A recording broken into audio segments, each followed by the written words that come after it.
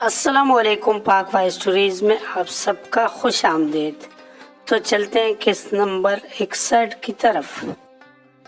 नहीं, तुम सो जाओ, सुबह की उठी हुई हो, मैं बर्तन धो लेती हूँ। हमेमा 5 बजे इशवा के साथ ही उठ जाती थी। बहनों के कपड़े वगैरह प्रेस कर देती, जूते बाहर निकाल कर रख देती, स्कूल बैग को खोल कर चेक करती, अगर कोई चीज़ कम होती तो खुद ही बैग में लाकर डाल लेती। ईश्वर को यही कोशिश होती थी कि अम्मा अपनी नींद दिन के वक्त ज़रूर पूरा कर लिया करे। आप तो हमसे भी पहले उठ जाती है, आपके लिए भी दिन में कुछ घंटे सोना ज़रूरी है। वो माँ की बात सुनी अनसुनी करके पहलावा समेटने के बाद बर्तन धोने लगी थी। भाभी बेगम के चले जाने के बाद ईश्वा भी गेट बंद करके किचन में आ गई। इसका इरादा था कि रात के खाने की तैयारी भी कर ले। आज उमर लंच करने नहीं आया था, अब डिनर तो लाजमी इसका मनपसंद होना चाहिए था और उमर की पसंदीदा डिशेस बनाते हुए इससे दांतों पसीना आ जाता था। ये इसकी खुशकिस्मती थी कि उमर को न सिर्फ खाना पसंद आया था बल्कि जनाब का मूड भी काफ़ी खुशगवार था और इसी खुशगवार मूड में बच्चियों से गपशप की जा रही थी। समर वेकेशंस में हम कहाँ जाएंगे पप्पा, खाना खाते हुए अचानक एमन को अपने फ्रेंड्स के साथ डिस्कस किया गया। आजकल का सबसे बड़ा मसला याद आ गया था। सो फौरन ही बेकरारी से पूछने लगी, जहाँ एमन कहेंगे वहीं जाएंगे। उमर किसी न किसी तौर पर एमन का दिल रख ही लेता था। एमन को छुट्टियों के ये 3 महीने चिड़ियाघर भिजवा दे, ये अपने फ्रेंड्स के साथ खासा एंजॉय करेगी। उरूसा ने इसकी नन्ही से नाक दबाकर छेड़ा, मैं आपके भी तो फ्रेंड रहते हैं। तो बला के हाजिर जवाब है, बहुत बोलना आ गया तुम्हें। उरूसा ने इसके गाल जोर से खींचे थे। एमन बलबला कर रह गई, उरूसा गंदी है, एमन तो बड़ी अच्छी है। उरूसा ने तंजिया कहा, सिवाय टकने के और कोई काम नहीं और उरूसा की बातें बनाने के अलावा कोई काम नहीं आता। इन दोनों की हमेशा वाली तकरार शुरू हो गई थी जिससे उमर खासा चिढ़ता था। इसी वजह से आए दिन ईश्वा की सख्त आई रहती थी कि एमन और उरूसा चौंचल लड़ाने से बाज नहीं आती थी और सारा कसूर ईश्वा की तरबियत के खाते में लिख दिया जाता था। हालांकि ये तो इनकी मासूमाना सी लड़ाई थी जिनका आगाज हमेशा उरूसा की तरफ से ही होता था, मगर उमर से डांट के वक्त वो साफ बच जाया करती थी।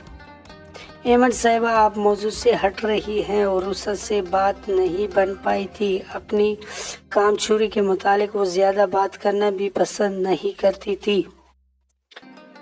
आप समर वेकेशंस के बारे में गुफ्तगू फरमा रही थी और क्या। वो फिर लाड से उमर के साथ चिपकी। पापा, हम छुट्टियों गुजारने कहाँ जाएंगे? ना हमारी नानू है, न दादू, न दादा, मामू है, वो इतने दूर, इनके पास हम जा नहीं सकते। फिर हम कहाँ जाएंगे? हमारे सारे फ्रेंड्स अपनी आंटीज और नानू के घर जाएंगे।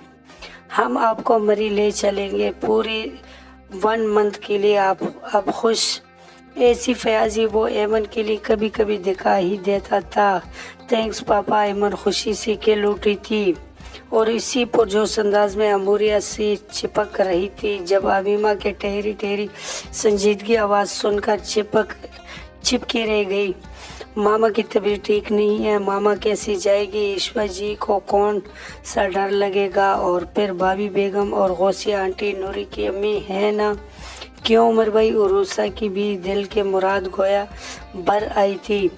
सो वो भी खूब जोश व खरोश का मुजाहरा कर रही थी और दिल ही दिल में फ्रेंड्स पर धाक बांटने की भी प्रोग्राम बनाए जा रहे थे।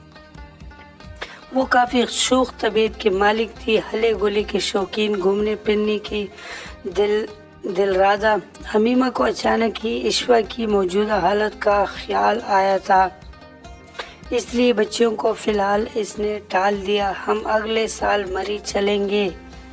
क्यों पापा? वो अपनी प्लेट साफ कर चुकी थी। اب نیپکن سے ہاتھ صاف کر رہی تھی مگر اس کی ساری توجہ باپ کی طرف تھی۔ عمر نے امیمہ کی طرف دیکھ کر سر ہلا دیا۔ نہیں، ابھی نہیں جانا ہے، اگلا سال بہت دور ہے۔